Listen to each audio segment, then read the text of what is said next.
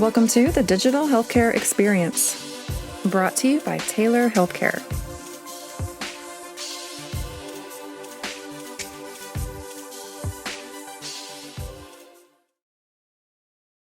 Welcome to the Digital Healthcare Experience. I'm Naomi Schwimmer with Taylor Healthcare.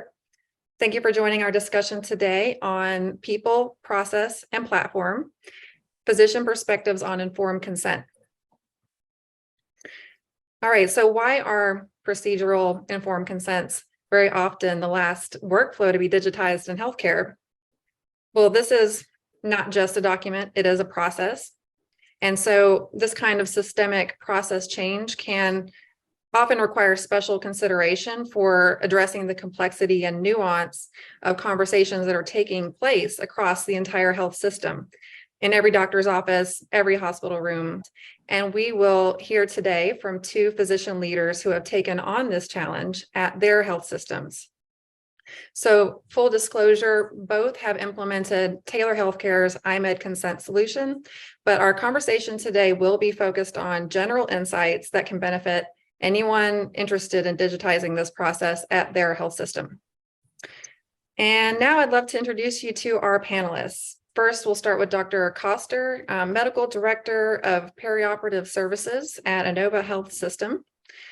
Dr. Koster was elected as President of the Medical Staff at Inova and previously served as the Department of Surgery Chairman at Alexandria Hospital. While serving as the President of Medical Staff, Dr. Koster was instrumental as the physician lead for the initiative to digitize Inova's informed consents across their health system. And Dr. Fink, Professor Emeritus at the Emory University School of Medicine, currently serves as Taylor Healthcare's Chief Medical Officer. And Dr. Fink was also Chief of Surgical Services at the Atlanta VA Medical Center for 16 years. He was also the governor of the American College of Surgeons for 6 years and lead surgeon for the VA Southeast Network for 3 years. Dr. Fink has led the largest randomized controlled trial conducted to date on informed consent, surgical informed consent. And now on to our moderator, Doug Stefano. Thank you. Great, thanks, Naomi. Welcome, everybody. Today has a decidedly impactful Philadelphia flair, I just learned. So Dr. Koster is a University of Pennsylvania grad.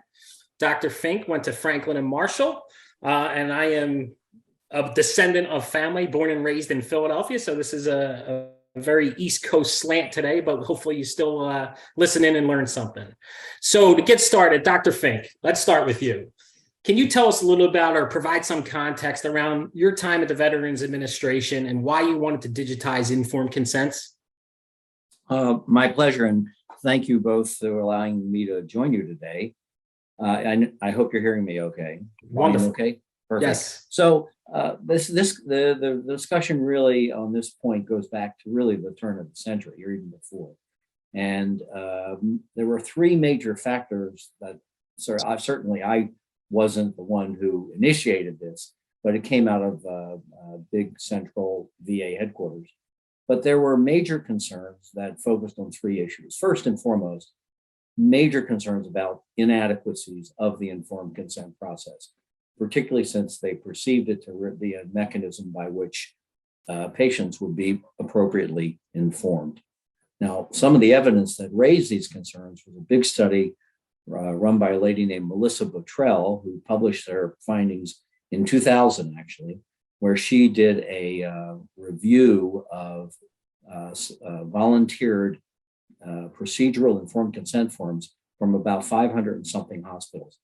She accumulated a total of nearly 600 consent forms and reviewed them extensively with all kinds of formal protocols.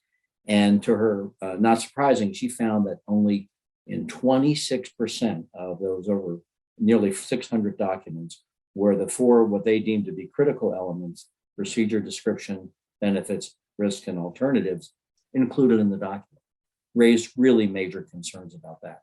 Ironically, our chief of surgery at the VA hospital in Atlanta when I was serving there was also interested in this, and he ran a similar, much smaller scale study, but looked only at transurethral or sexual prostate, TURP, or radical prostatectomy, and found basically very similar findings when he accumulated the consent forms over 5 years at our hospital, that about 40% at most had those critical elements. So clearly there were perceived deficiencies, at least in the documentation. Now, there was a lot of other literature that discussed the fact that, or documented major concerns about lack of comprehension or understanding on the part of patients. That was another element. So that was one of the major focuses. The second was an interesting study published about the same time in legal literature, which looked at the experience with what they call tort claims or malpractice claims in the VA. And this study was published by a gentleman named Weeks. And he found, let's see, it was from 1984 through the year 2000. And he found that on average, over that period of time, the VA had paid $555 million in tort claims, which was an average of about, let me look at my numbers here, $46 million a year. In addition, there was an $11 million expense per year approximately for legal expenses. So that was a huge expense, let alone the concern that many of these may have been related to informed consent. When they looked at when he looked at the data, only 2.7% of those cases was a lack of informed consent, the primary reason for the tort claim. But when you add up the payments and the legal fees, that still came up to about $1.6 million a year. So that was a big financial incentive as well as legal. And the other concern related to finances particularly was, one, the fact that there was a major cost associated with taking paper documents and scanning it. And one investigator in the VA did a study of 3 VA hospitals, came over an average, then this was 20 some years ago, of $80,000 a year just for the scanning. And then lastly, the concern about misplaced consent forms, which led to major delays in the operating center. Again, another loss of funding. So I think there was a multitude of reasons that really propelled the initiative to get the VA to move forward with informed consent. Awesome. Thank you so much. I guess our taxpayer money, I know where that's going now to cover all those tort claims out at the VA, but not anymore. Not anymore, right? Not anymore, exactly. So, I think we hear on the pretty regularly in the market, like, well, it's the VA, you can do it, it's all, centralized. So Dr. Coster, we'll go to you. Why did you choose to do it at Inova? What did you try and solve, and why was it important for the health system to, implement an digitized informed consent process?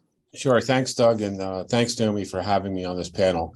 So this actually came about out of necessity. We were actually during a JCO at one of our our largest hospital, our biannual review, were found to be horribly consent deficient. They happened to pull a chart on a lung transplant and there was no surgical consent. So immediately the red flags went up and they brought in an ad hoc committee because JCO said, what's your action plan going forward? Because you got to fix that. And we actually went into a deep dive, and it's interesting that Dr. Fink brings up 26%, because when we looked at our consent compliance, when we did a retrospective review of 2 months, we were only 18% consent compliant with the factors that we needed to be compliant for JCO. So they wanted an action plan, and part of that is how we were going to solve it going forward. And of course, we talked about education of surgeons, et cetera, et cetera. They really didn't like that until we came with, we're going to digitize our process so we're 100% consent compliant all the time. The other issue we had is actually we have 5 hospitals and multiple outpatient settings, and everyone was kind of doing it a little bit differently. So we had a informed consent process that hadn't been looked at for years. So we kind of had to go back and build it from the ground up, and first do with Taylor on board, but first do our consent process and what that looked like and make sure it was going to be acceptable to all parties, including the outpatient facilities, who at that time were having anyone sign consents who could basically forge a signature. So basically, necessity is the mother of invention, and that's how this kind of bore this out. It was very interesting because we had no idea the deficiency was so dramatic, but it was deficient in the teams across all 5 of our hospitals and outpatient centers. So it definitely required immediate action. Great, thank you. So, we hear frequently from hospitals that implement our systems that there's always a barrier or a challenge, right? And I'm sure both of you have experienced the same. So I'd like both of you to weigh in on this. Tell us a little bit about the biggest barrier or challenges that you faced and how you overcame it. And Dr. Fink, I'll start with you. Well, there's no question that changing work habits is always difficult for any group of individuals. And it's probably as much or more so for surgeons, I would say, from years of experience. So clearly the 2 biggest and most difficult part from my perspective was getting buy-in from the people who would be doing the informed consent process suddenly changed, and also training about the new system. Now, out of fairness, of course, the VA has one of the most robust, or at least it did have one of the most robust electronic medical records systems, and that had been in place since the mid-1970s. So there was at least a tradition of digitization of healthcare processes already. So it was a little bit less of a leap for some than others. But that was clearly the hardest part, to get buy-in and people willing to take it on and be compliant. In terms of how we try to address some of those things, when the system was mandated by the VA in 2004, purchased and then mandated to be implemented in every VA hospital, every outpatient facility for any informed consent process, that helped, because the VA, being the way it is, a national organization, they can make mandates, and allows them not only to do that, but to make it a performance metric, if you will. So that was one thing that helped. It didn't necessarily create smiles on people's faces, but it certainly helped with targeting and gave the people who were trying to implement it a little bit of more power. But the way we tried to do it was in a way that made a lot of sense. First and foremost, we didn't try to do it all at once. We picked what we thought might be an easy surgical section and rolled it out one section at a time. And we ensured that when we were beginning our rollout, be it one section or ultimately through the whole service, was to have a dedicated project manager with committed IT support always available. And I think those were the 2 things that I think really helped us be successful. And lastly, of course, there was, I could call another VA hospital and say, how are you doing? What suggestions do you have? That is, I think, another thing that can now be pursued given the prevalence of electronic systems. So give us the answer to the test. The whole audience is waiting. Who got selected as the first group to go on board? We actually chose ophthalmology. Ophthalmology. All right. Yeah. Interesting. Not urology. You want ophthalmology. Not urology. Okay. Interesting. All right. Well, there you go. Everybody on the phone that's trying to learn, start with ophthalmology. It makes it a lot easier. Dr. Coster, how about you at Inova? So we kind of did a similar thing, but we didn't do it by specialty. We did it by size of hospital. Okay. So we chose our smallest hospital, about 220 beds, and launched that first. And what we basically did is we needed champions, and we picked really involved, not only people from the medical staff, but also strong leaders within the nursing staff to help promote this. And that seemed to work pretty well by going. And what we did is we had a week-long launch where we had multiple people on site. I mean, our team was actually very small. We only had 8 or 9 people to implement this across the system. And then we went from hospital, we launched a hospital per month. And not until we got everyone up online did we shut off. And then we went 3 months later and then shut off all paper consent. So we kind of slowly, Chinese water torture, so to speak. We did, of course we got pushback, like Dr. Fink said, terminally degreed people are sometimes difficult to convince that there is a better way to approach things. And I think part of that is just familiarization with the product and the workflow and the process. I can click 4 or 5 buttons a lot harder than I can illegibly write a procedural consent. And I think once people had some experience with it, they were very quick to adopt it. But I think again, it's the unknown. It's kind of like doing anything new. It feels unfriendly. I mean, I do think we had a little more difficulty with older practitioners who tend to not be as technologically savvy. But this is not a technologically heavy process. So I think once they saw it and experienced it, it was a pretty easy adoption. So I'm assuming you started with Loudon. Was Loudon the smallest hospital? No, Mount Vernon Hospital. Oh, Mount Vernon. Sorry. So would a physician that was using it in Mount Vernon also provide services at another hospital and then go back to paper? How'd that go? No, we were once we turned it on to everyone. But okay. But what we did is we rolled it out at Mount Vernon, for instance, the first week, and then Alexandria Hospital a month later, and so on and so forth around the Beltway.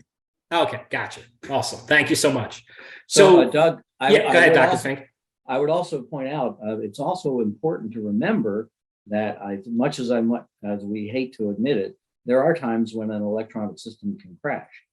And if it does, one has to, of course, resort to something. So one of the other things that was reassuring, at least to the providers, is that, well, we can always go back to paper if we have to. And of course, that was a big thing in the VAs with such a long experience about what one would do. Actually, it was mandated in memorandums about what you had to do if the system crashed, but it certainly applied to the informed consent as well. Great. Awesome. Good input. Thank you. So we get there's some benefit here for the health system. You guys captured it nicely. Can you talk about the benefit from a patient care standpoint? And Dr. Coster, I'll start with you if you don't mind. So I think the first thing is the one thing that I think from a patient care standpoint, from a provider point of view, is these are standardized consents. So when you do a cholecystectomy, it looks the same whether you do it today or do it yesterday. You can modify it certainly, but the body and I think that consistency is crucial and important. You can't have an incomplete consent. You can't have something that's not applicable, so to speak. One of the things that we thought was tremendously helpful is the Spanish translation, for instance. We have a very high Spanish-speaking population, as well as we modified it individually, and I'm sure you're aware of it, of our interpreter and our ADA capabilities. So I think the one thing that you don't have to worry about as a provider is that it is a correct consent. And I think that really, once people saw that it was faster to create this, they were signed on it. The other group that really loved this was actually the nephrologists, because at 5 hospitals, dialysis consents could get lost. Okay. And this way, if they go to any 5 hospital at any time, the dialysis consent or a transfusion consent or a chemotherapy consent, you didn't have to search for it. We're on Epic. It's right there under the consent tab. It's completely integrated. It just, instead of searching in a media file for something that may or may not be found, okay, we knew it was always there. So definitely improve the workflow. Awesome. Thank you. Dr. Fink? Well, I would like to expand a little bit on what Dr. Coster just said, because not only are the forms already prepared and they're comprehensive, but they actually are much improved educational vehicles for patients. And we, as I alluded to before, but there's a large amount of literature involved showing the lack of comprehension on the part of patients. And I think these forms, particularly if you can disseminate them earlier, which you can now do, either we used to hand out printed unsigned copies to the patients to take home before they finalize their decisions. Great educational vehicle. I think that was very, very important. In addition, I think the other point that Dr. Coster raised that is central is the lost forms. Lost consent forms, unfortunately, are still a major problem in many facilities. Indeed, you mentioned Philadelphia. Well, down the road, there's a place called Johns Hopkins where I went to medical school, and there was an article published exactly 10 years ago, 2013, with their experience, and believe it or not, 66% of the time, signed consent forms were missing when the patient presented to the preoperative area. Right. 66%. And that led to delays or cancellations of 14% of the operative cases. Think of the money that costs to an institution, let alone a patient gets all geared up maybe even has a bowel prep or something, and then he's sitting there or she's sitting there, can't have her surgery. Let's see. One other thing that I think has been helpful to us in terms of safety is that, as Jeff mentioned, the form's right there. It's on the computer, whatever system you're using. But it became a formalized process where one could access the form and actually would do this in the operating room, pull up the form, and that would be one of the documents that was used in leading the timeout. That was all part of the operative procedure. And so I think that, lastly, I mentioned it's not a benefit to the patient necessarily, but to the facility, is a mechanism was built into the system that was one of the main reasons why the VA adopted the system they did, was the ability to automatically generate a progress note in the patient's record, documenting elements of the discussion. That's mainly, I think, the primary reason why tort cases or malpractice claims disappeared a year after it was disseminated in the VA nationwide within the VA. And that's another thing that I think is beneficial to the institution, certainly at minimum. So great.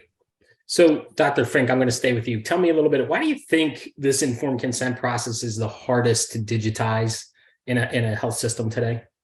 Well, I think partly because you're trying to digitize a process. You're not trying to digitize data. And that in and of itself makes it difficult. We can easily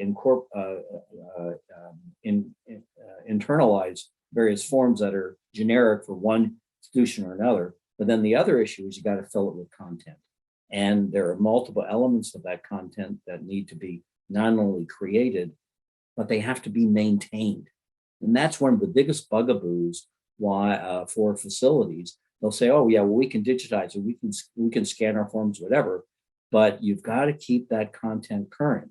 There's Mayo Clinic actually has their own process, but other facilities, we'll set up our system, but maintaining that library is problematic. Also, you have to be able to have a way to capture signatures, which of course have minimum legal requirements. And as Dr. Costa mentioned, you need to be able to customize it. While every cholecystectomy is the same, one surgeon may do it differently, and they want that description or that component of the procedure that he or she does differently to be incorporated in the consent form. So that has to be built into the digitized system as well. Great. Thank you so much. Dr. Costa, one of the things that comes up kind of consistently with us, right, is what's the IT lift, right? What IT considerations do we need to consider? You know, could you tell us a little bit about IT considerations at Inova? How about the electronic signature component of it, the hardware? Can you give us a little bit of insight into how Inova looked at the IT part of this? Sure, Doug. So I think that's really interesting. So one thing I wanted to add, though, to what Dr. Fink said in the back with the library. One thing I will tell everyone, the library is so comprehensive and it's updated so often that very rarely do you look at it and say, this is a ridiculous process.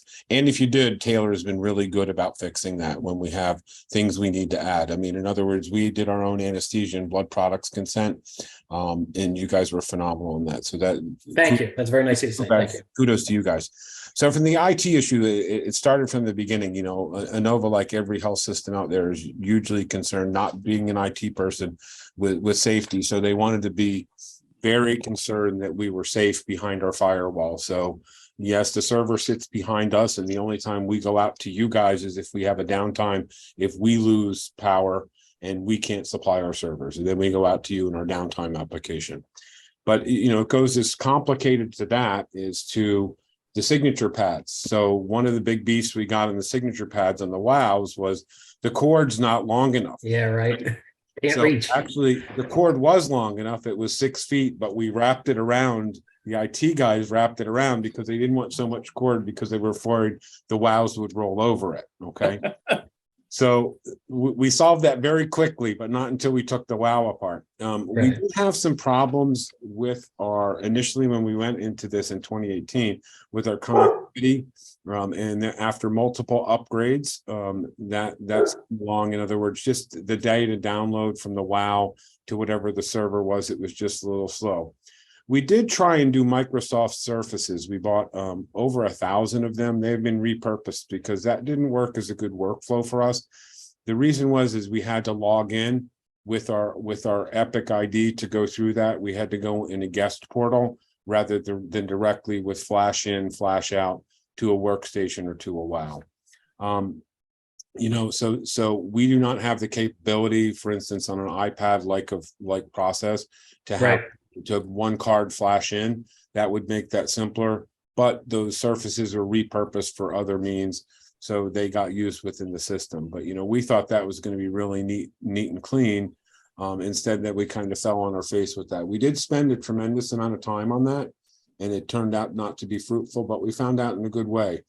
We did recently have an upgrade with our WOWs. We're that much faster, and I think every generation we go, we get, as our data speed gets faster and faster, IMED is faster. It's not slow by any sense of the words, Right.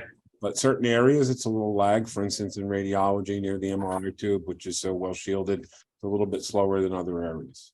Yeah, interesting. Well, thank you. That's let me- great stuff. Go ahead, Dr. Fink. Let me add one other thing. Sure. That, of course, becomes potentially problematic in terms of your devices, and that's the issue of cross-contamination, particularly if you're in a preoperative area and so forth.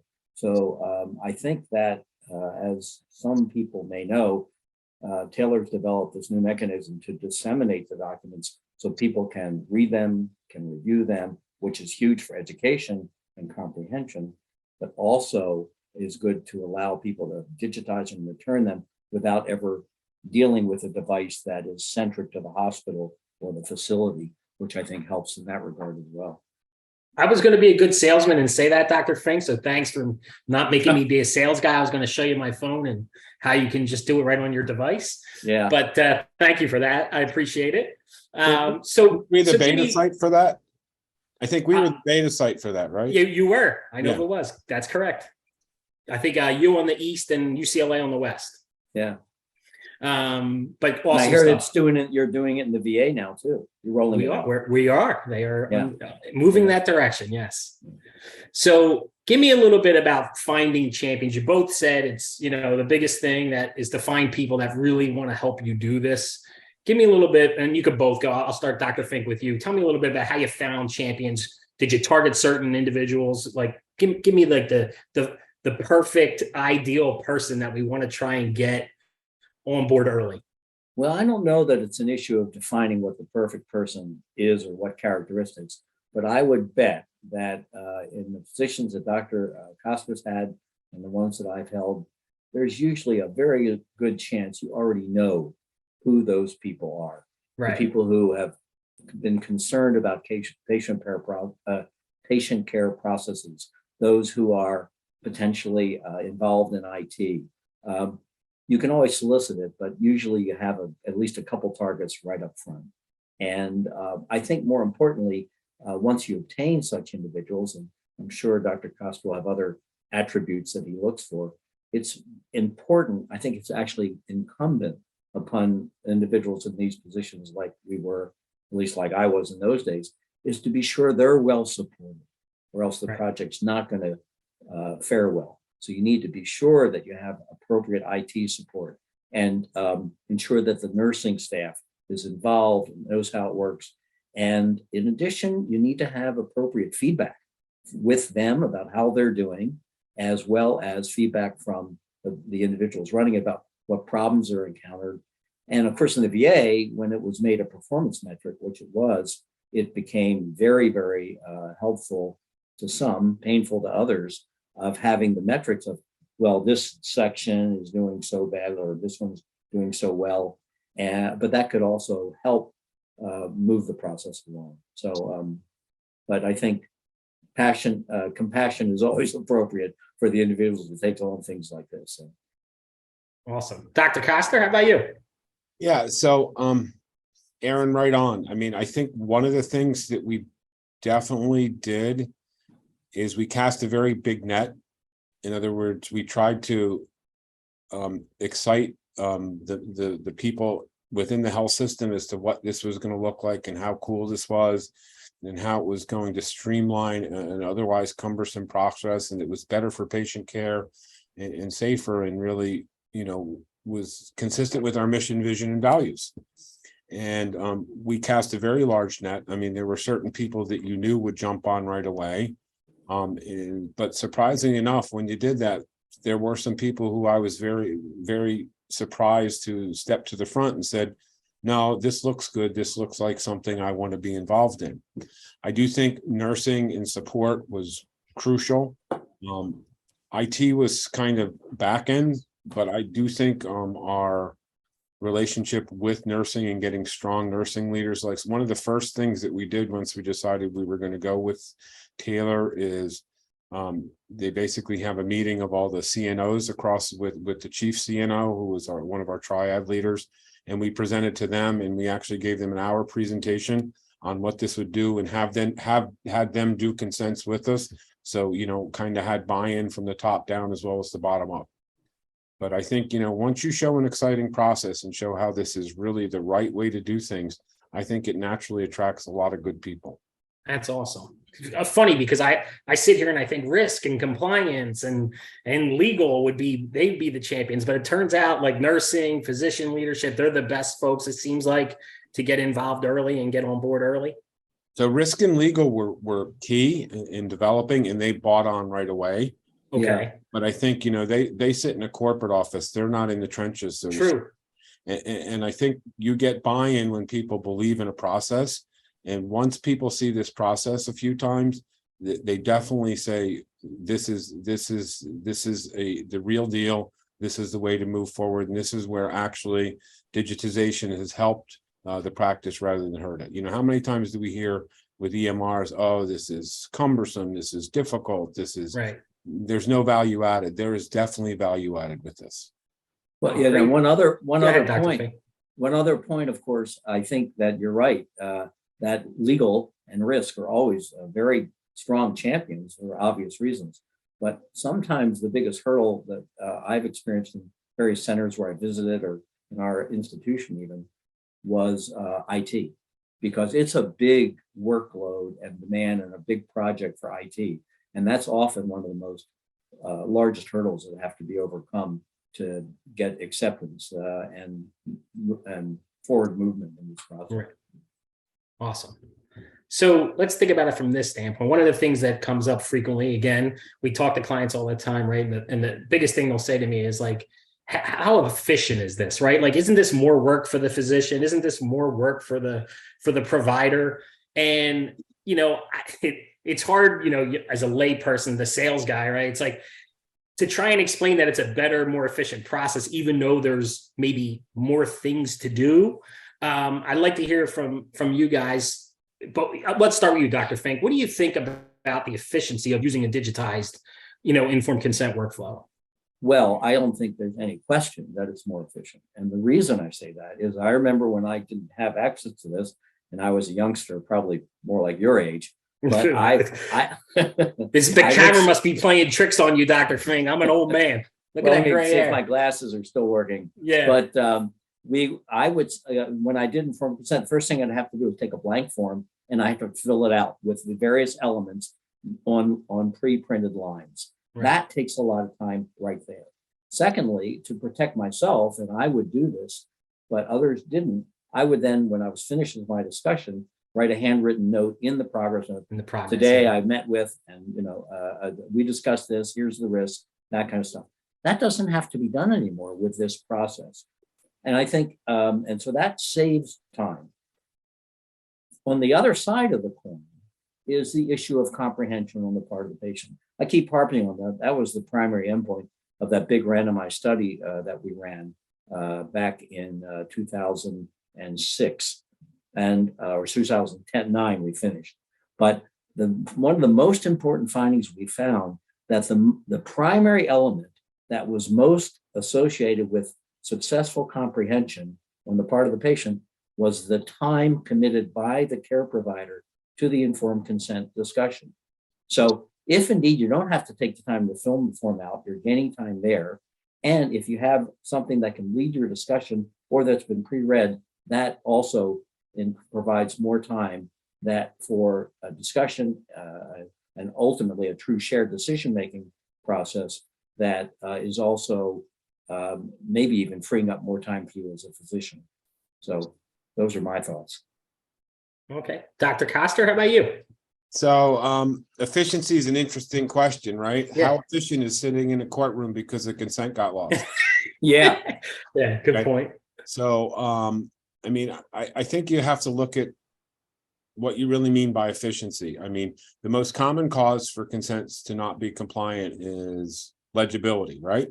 And inappropriate abbreviations. Okay. It is very difficult, especially as more and more people use a computer, our handwriting gets worse and worse. So I'm going to bet that legibility score goes up, the illegibility score goes up over time. Okay. Right. I can fill out an IMED consent, and I know because in 15 seconds. Okay. I challenge anyone to do an informed consent front and back with proper laterality, legible in 15 Right. seconds. Okay. The other thing too, and Dr. Fink is 100% right. What this consent process with IMED does is it makes you go through the steps of proper informed consent. Key being education. Okay. I mean, no one is going to look and read these 2 or 3 pages without having some questions, whether it's 2 weeks before the surgery or the morning of the surgery. So let's not talk about efficiency. Let's talk about efficacy, right? And you might not be efficient, but you might be very efficacious. Okay. And I think that I can show that this is time effective, that it prevents mistakes. It's the safest way, and it's a great educational tool. Wow, that's a great tagline for our business. Thank you. So, Dr. Fink, I'm going to step back to you for a second. So, what do you think about the use of digital tools? How do they enhance the quality and comprehensibility of the information you're providing to patients during the informed consent process? Well, ironically, I'm glad you asked that, because that was, as I mentioned, the primary and most important endpoint of that multiple facility randomized trial we did. It was the endpoint of comprehension on the part of the patient. Now, we wanted to compare paper to electronic, but we couldn't make that get that approved through the VA, I think because they had already committed to buying an electronic system. So we had to take the standard IMED and compare to an enhanced one. But one thing we did do was we did a very extensive survey of the literature where comprehension stood for patients. And obviously multiple forms, multiple technologies used, but we came up with a mean comprehension of 48% on the part of patients following informed consent discussions. When we then built that very rigorously into the tools we used in our randomized trial, and we found that even without the enhancement we had developed, the average comprehension on the part of patients went up to 66%. And when we added what was called repeat back, the tool with that, we got another couple percent points. So it was clear that there was a tremendous enhancement in comprehension. And I think we've talked about the things that maybe enhance it. You've got a form that's been vetted. You've got a form that's been prepared. Ideally, the physician has more time, the care provider has more time to spend with the patient to go over the discussion, which, as I said, was the element that was most important with comprehension. So I think those are all elements that have helped expand and improve the understanding. We can still do better, and there are other adjuncts that I know that Jeff is interested in and has mentioned, but I think those are worth considering as well. But I think we're making improvements. We've got a way to go, but I think we're on the right path. And so just from a comprehension standpoint, you're talking about things like not using medical jargon, lay person kind of terminology, 6th grade, like give me a little bit, just kind of break down what comprehensibility means to you for the patient. Like, what are you trying to provide? Well, I think they need to understand those elements, the critical elements. They need to know what's going to happen, why is it good for them to have it? Why is it bad for them to, what could happen bad to them? Right. What are the other things they can consider doing? And of course, what happens if they say no? Those are all the critical elements of informed consent discussion. And those are all elements that we tested for, but it's important a patient understands that. Yeah. And if they don't, they can't make an informed decision in collaboration with the care provider. And that's, I think, important. Tragically, one of the things that Taylor does as appropriate is that you target a reading level of 6th grade, which is the healthcare reading level of the average population, which does not necessarily speak well. But having done that, I think that also is an element that enhances comprehension. Awesome. Great. Thank you. So just one more question, and then maybe we'll get to some Q&A and things like that. Dr. Costa, let's finish with you. So have you encountered any resistance or skepticism from the healthcare providers or patients regarding the shift to the digital consent, and how is it addressed at Inova? So I don't really think that I heard anything from patients, and I don't necessarily know that you would see that unless they were probably in healthcare, right? Right. Okay. I think we initially always get a ton of pushback. I mean, one of the things, and you guys will love this, is my medical malpractice insurance carrier says I need to use this form, the one that I designed myself. Yeah. That was very simply is, okay, can I talk to your medical malpractice provider? Okay. And that never seemed to materialize. So I think, again, it was about change management. Okay. Right. And I think you had to prevent any smoldering from becoming big forest fires. Okay. I had one surgeon who was a general surgeon who said, this is slow and cumbersome, until I sat down with her and showed this is not slow and cumbersome. Well, I do these at home the night before, and I'm like, that's perfect. Right. Okay. So, and then, when we got the PDA where you could send the consent out. So there's a workflow that we use, and we actually send it to our patients ahead of time on their PDA, which they can read. And they can, we've talked to them about it in the office or in the hospital. Then they can, in the pre-op area, ask us questions if they so choose. I just think it's a very comprehensive package. The one thing that neither myself nor Dr. Fink mentioned is the drawings that you have. Yeah, anatomical drawings. And you could draw, say, for instance, it's a skin lesion, what the incision looks like to excise the skin lesion, or if you were going to do a flap, or where the incision is going to be. And additionally, you have anatomic drawings of the inside out, what this valve replacement looks like. The one thing I've been waiting for, and I'll jump the gun on that, is when we tag this to good educational videos. Yeah. Right? So, and I think that would be from a learning point of view. Sure. That's really where we want to go. To Dr. Fink's point, it's about education and patients actually knowing what is going to occur and why it's going to occur. And I think that would be the next step. This vehicle. It's on the roadmap. I don't want to speak out of turn, but we're certainly looking at ways that we can incorporate video and education content into the process as well. It's something we can strongly consider investing in, and something we're trying to do as an organization. Whether we bake it ourselves or partner, that's kind of the next maybe iteration you're going to see as we kind of continue to improve the solution. Give me some final thoughts. One last final thought for everybody on the phone, if you don't mind. Dr. Costa, we'll start with you. I think any of the people on this call are thinking about digitizing the consent process. I think it's a great initiative. I think it is so patient-centric, as well as a great benefit to the providers. It's quick, it's efficient, it's reproducible, and it's verifiable. So it does all the things you need to do, and it takes one big, from the administrative point of view, it takes one big headache, consent compliance, out of that wastebasket to another spot. Awesome. I think it improves patient comprehension tremendously. It encourages providers to spend time.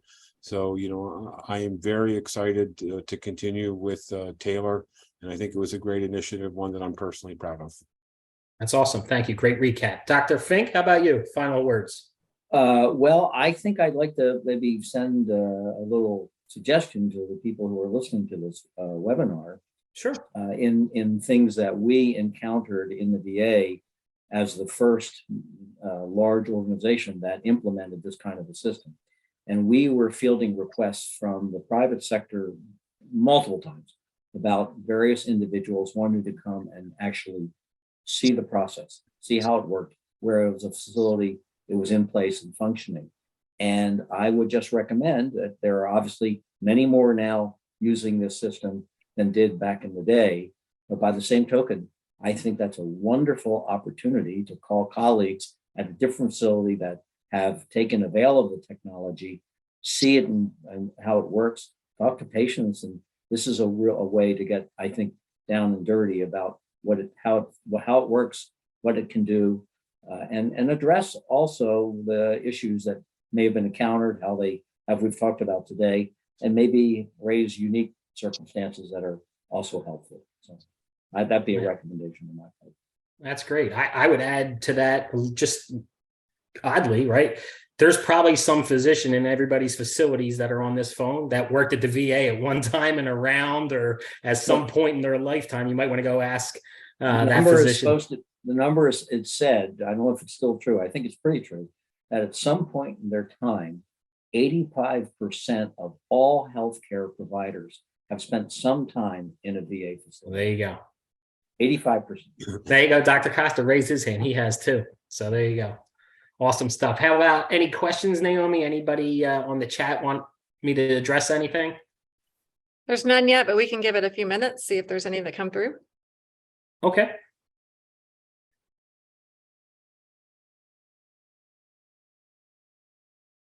You know, it might be worth commenting also about issues about the library. And, you know, I oversee that for you folks, which is a very, very interesting process. But new documents that are drafted are reviewed by myself first and then it's sent out to independent physicians in the specialty to be reviewed. And that process is undertaken usually at least every 3 years for a document just to be re-reviewed, be sure it's up to date and current. Those are the kind of things that why healthcare systems don't want to take on maintaining a library, because it's so burdensome. And, right. You know, that's one of the great benefits of having someone do it for you, and you just take advantage of all that work. Right. That's why we see so much traction in Texas with the Texas Health Panel and all the kind of laws that exist around that. So, yeah. So to that point, Dr. Fink, one of the things that was brought up when we were starting before the implementation is, what does the library look like? Who's on the committee? And, you know, so we had to download 1,000 of the consents and bring it through various subspecialties. Yeah. And they were, of course, trying to pick and choose what they wanted in there. But I mean, basically, they were very pleased with everything they saw. So, we've discussed this, but they always have the possibility to customize a specific form to their own desire. So that's another really nice feature about it, which I think enhances acceptance. So I got a couple questions that came in from the group. So Katie Trapp asks, what is the average reading grade level for consents in the library? Dr. Fink? 6th grade. So 6th grade is the average. No, it's not the average. It is 6th grade, sorry. It's a target. It's a targeted reading level that we try to maintain in the documents. I'm not saying that we should be proud of that fact as right. on behalf of our country, but that is what is documented, I think, to be the current level of healthcare literacy in our country. Right, and provided in English and Spanish too, Katie, for all consents. Yeah. My good friend Patty Burkus from Children's Hospital of Philadelphia. Has anyone ever counted how many clicks are required to start and finish an e-consent? Good question. Does anybody know? I don't know. No, I can try one right now. I don't think it's Dr. Costa's gonna knock one out real quick and let you know, Patty. So Patty, I think it's probably about, for ours, so everyone can differ a little bit, but I think it's 9. 9? I think it's 9, right? I was going to say 10 or 12. Yeah. And the only reason is it's laterality, right? And on ours, because we got dinged with something for ADA, so we have a little clause in there, which most people don't have. Whether you need a translator, who's signing, and I think it's 9. Right. But I would settle for 10. Yeah. Somewhere around 10, Patty. Chop's so advanced, Patty, you guys can do it in 7. Don't worry.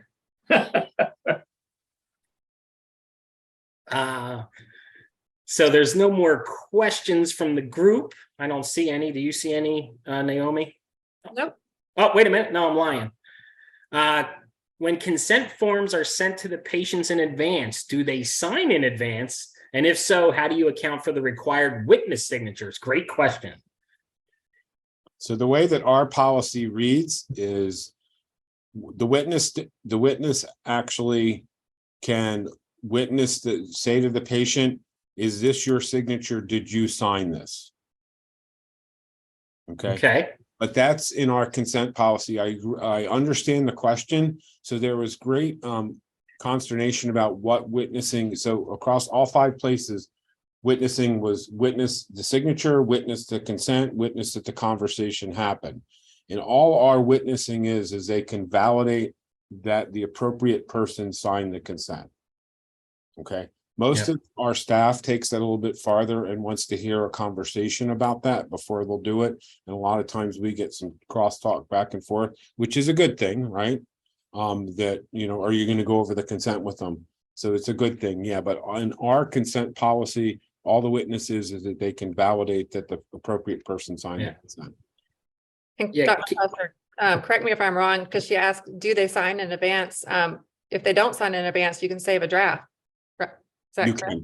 Yes, absolutely. Yes. And I would add, Katie, what we've seen is it all depends really on the client's process and what their policies are. But with the advent of when COVID happened and a lot of the telehealth initiatives, so consent forms that may have been sent in advance and then a telehealth appointment was made, the consent, the verbal consent between the provider and the patient happened, you know, on a computer screen in essence, or a phone, and then they can sign and be witnessed that way too. So there's a lot of different kind of ways to skin that cat. And again, it goes back to policy and procedure for your health system. Okay, here's another good one from Katie. Do your physicians in their office outside of the hospital have access to the same technology? Yes, because we use Epic and IMED is embedded in Epic. Yes. That's the case of most of the healthcare EMRs that are available. It's built as part of built right into the system. So Cerner, Epic, yes, that everybody can, Katie. If you have physicians that aren't on the hospital's system, then it's a different workflow and a different kind of answer, you know, if they're not using Epic or Cerner or whatever the hospital's platform is. Yeah. Yes. Doug, let me ask you a question. Sure. Can't you provide IMED as a standalone to small practices that are not using an EMR even? I can provide IMED to anybody that wants to pay for it, Dr. Fink.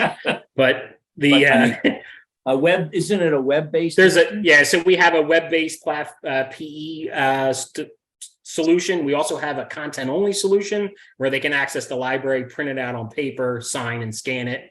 There's a lot of different. Again, it all depends on the atmosphere or environment that they're in and what it looks like from a, you know, are they using Athena Health in the physician's office versus an Epic or Cerner, you know, those types in the hospital. Exactly right. Correct. Exactly right. Yeah. Right. But the way it works within our health system, if you have privileges at Inova Health System, you have remote access to Epic. So that that's awesome. So that means everyone who's on staff, right, has yes. Yeah. So if they're in your network, we give them access. So that's accurate. Yes. Thank you. Okay. Katie, great questions. Patty, thank you so much. I don't see anything else. Thank you everybody for your time today. Thank you, Dr. Fink and Dr. Coster. As always, we really appreciate your support and have a good day, everybody. Take care. Great. Thank you. Thank you.